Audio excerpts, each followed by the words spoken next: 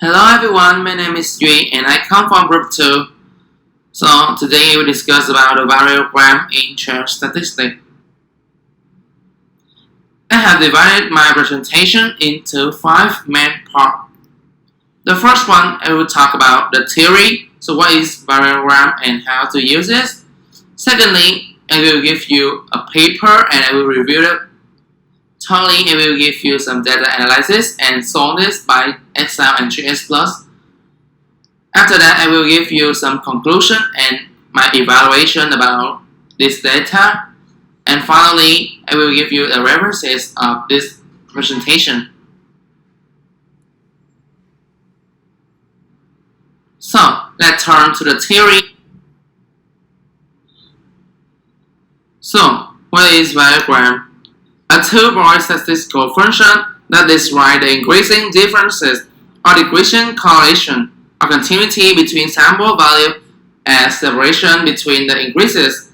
The term variogram is sometimes used incorrectly in places of sesame variogram. The two differ only in that the sesame variogram uses each pair of data elements only once, whereas the variogram uses all possible data pairs.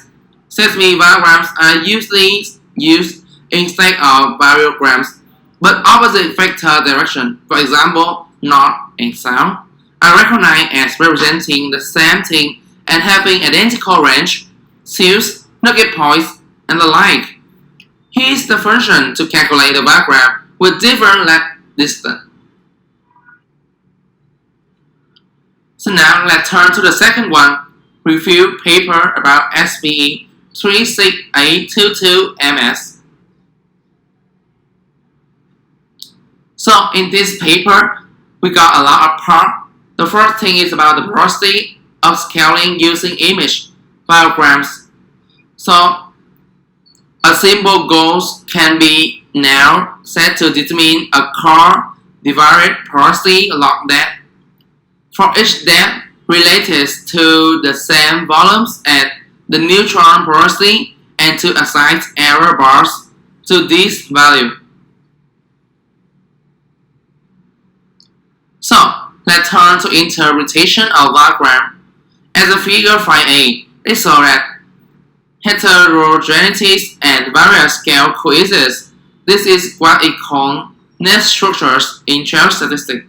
Basically, one can observe the sum of two components, a small scale heterogeneity and a larger one, that show a linear increases.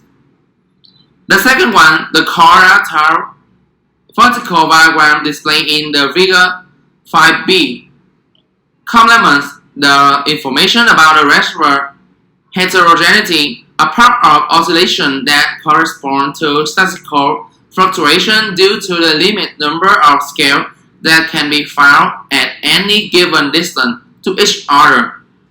One sample can be found at any given distance to each other. One can observe again the sum of two components, and the contribution of small-scale heterogeneity is also cancelled out by the averaging over the core sample volume. By contrast, the larger one is not much affected by the core sample size, since this size is much smaller than the range. So now let's turn to data analysis. The first one, I will rewrite the core sample property from the paper. Second one, I will use the Excel to solve the problem. And third one, I will use the GBA. Firstly, using Excel. As a given data, I will have the plot of the scatter plot between depth and velocity. So, as you can see from the figure, when you get the plotted, the data is non-stationary. Thus, we need to calculate the velocity expect and the residual of them. So here is the variogram velocity.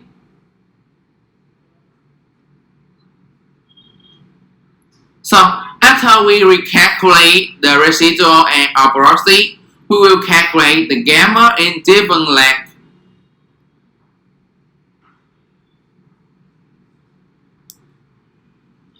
After that, we will replot the scatter plot of porosity residual. It can be seen that the plot is stationary, so that the data is more accurate.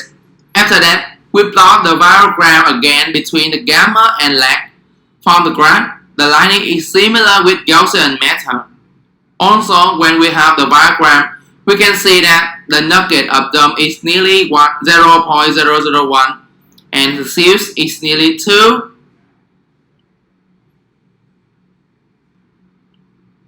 So let's continue with using GS+.